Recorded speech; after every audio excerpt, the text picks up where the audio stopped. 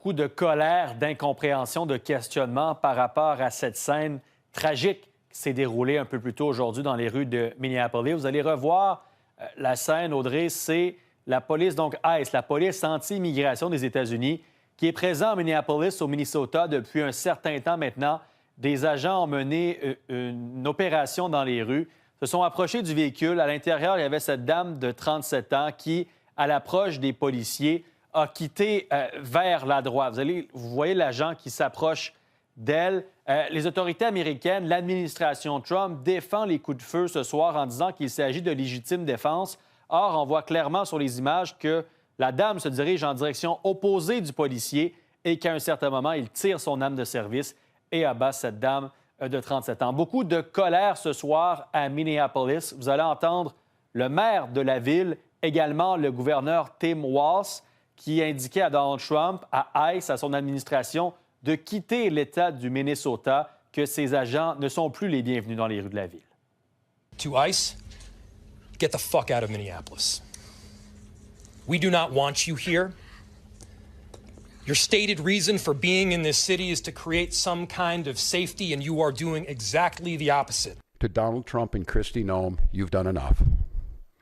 There's nothing more important than Minnesotan safety. I've issued a warning order to prepare the Minnesota National Guard.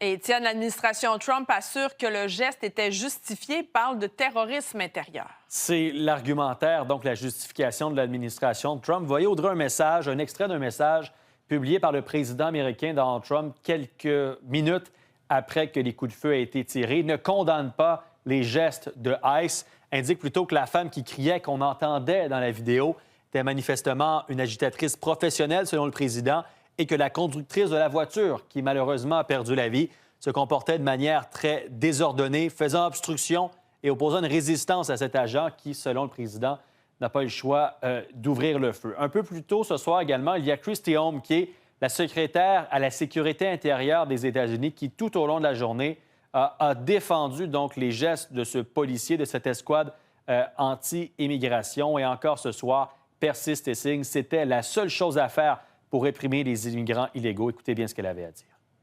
It's very clear that this individual was harassing and impeding law enforcement operations. Our officer followed his training, did exactly what he's been taught to do in that situation, and took actions to defend himself and defend his fellow law enforcement officers. Et la crainte ce soir, Audrey, c'est qu'il y ait une escalade de violence, qu'il y ait une montée donc de la violence dans la rue de Minneapolis.